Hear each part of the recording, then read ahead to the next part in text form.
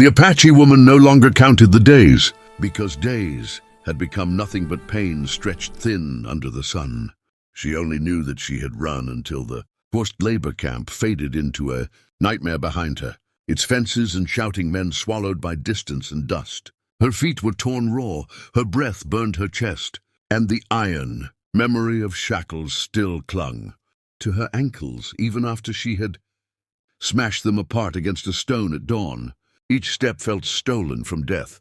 The desert showed no mercy, only wide silence and heat that pressed down like a living thing, daring her to fall. She remembered the camp in broken flashes as she staggered forward, chains clanking at sunrise, the crack of a whip, men barking orders in a language meant to crush. They had worked her people until their hands bled and their eyes went dull, calling it order, calling it law. She had watched elders collapse and never rise again, their bodies dragged aside as if they were tools worn out by use. When night came, she prayed to the spirits not for rescue, but for the courage to run. That courage had come like fire, sudden and fierce, driving her into the dark while others slept or lay too weak to move. By midday her vision blurred, the horizon bending and breathing. Then she saw it, a cabin, crooked and lonely, tucked against a thin line of cottonwoods.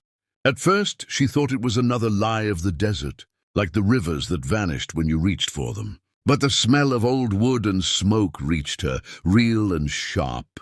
Hope flared painfully in her chest.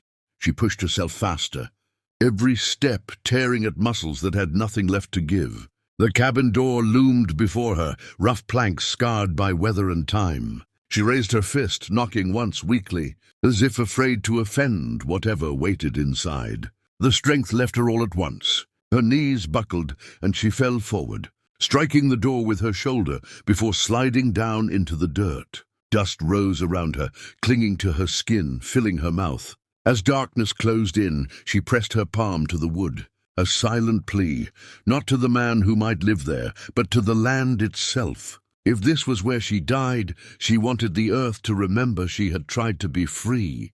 The cowboy returned to his cabin as the sun sagged low and red, the day's heat finally loosening its grip on the land. His horse snorted softly as he dismounted, and that was when he saw the shape at his door. At first he thought it was a bundle of rags blown there by the wind, caught against the porch post.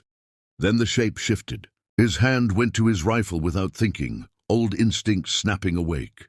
In these parts, surprise often meant blood.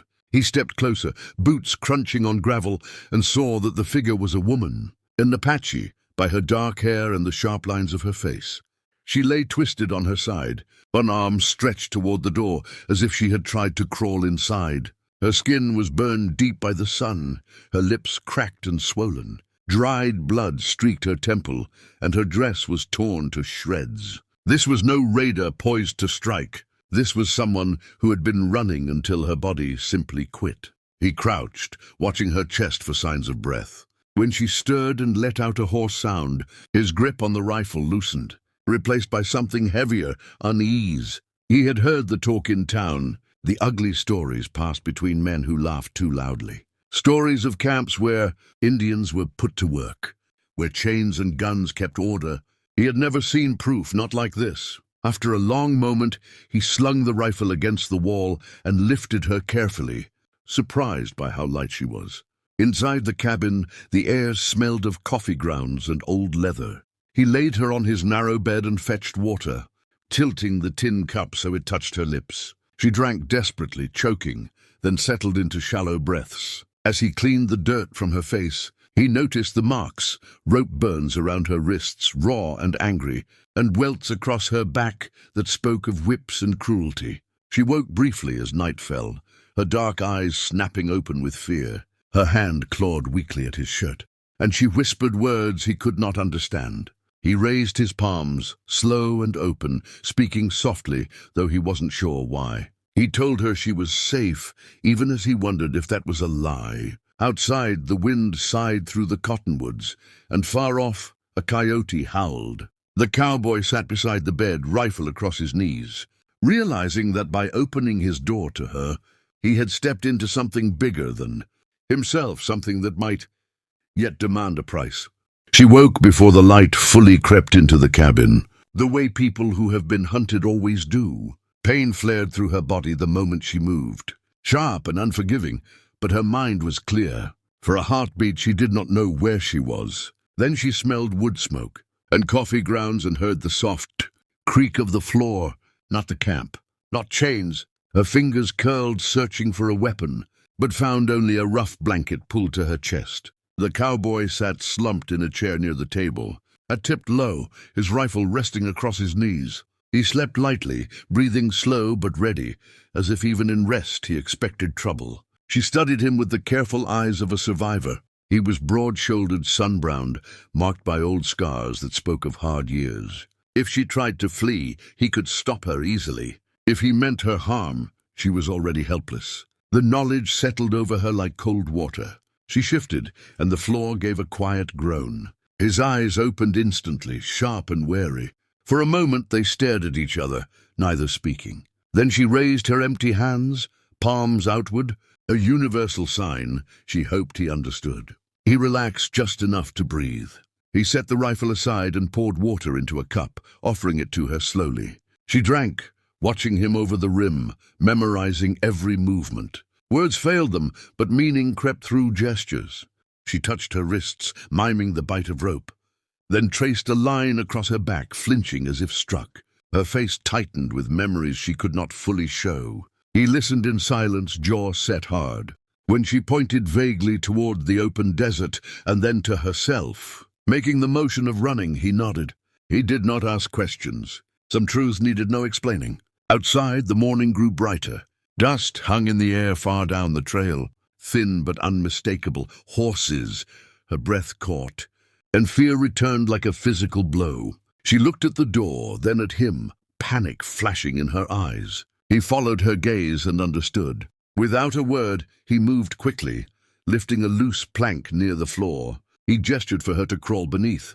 The space was cramped and dark, smelling of earth, but it was hiding. As she slipped down, their eyes met once more. In that instant, something passed between them, an agreement made without speech. The plank slid back into place just as hoofbeats grew louder outside.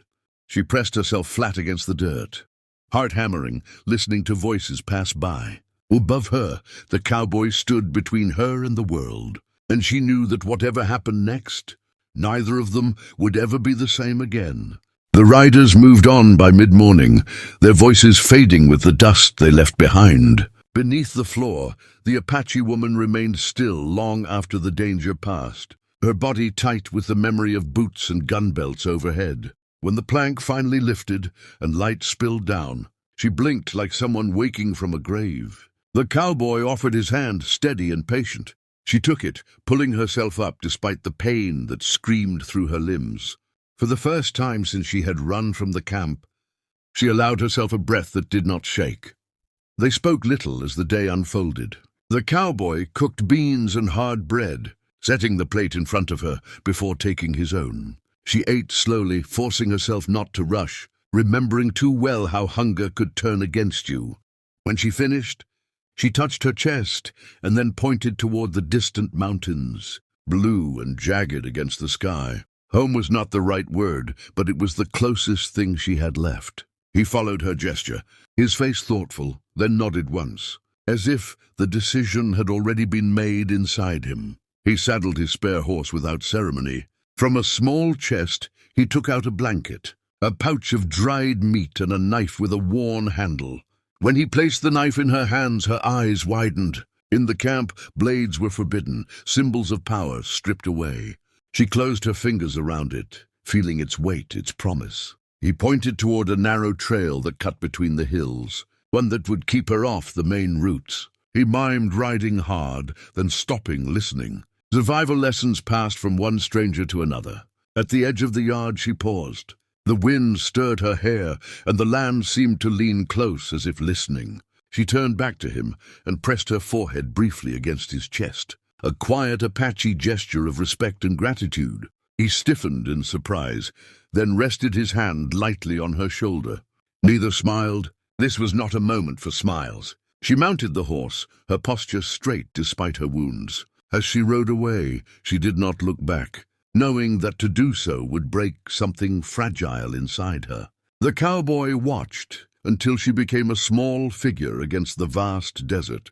Then nothing at all. He stood there long after, the silence settling around him. He knew the law would not thank him for what he had done, and men with badges might come asking questions. Still, as the wind carried the scent of sage and dust, he felt certain of one thing.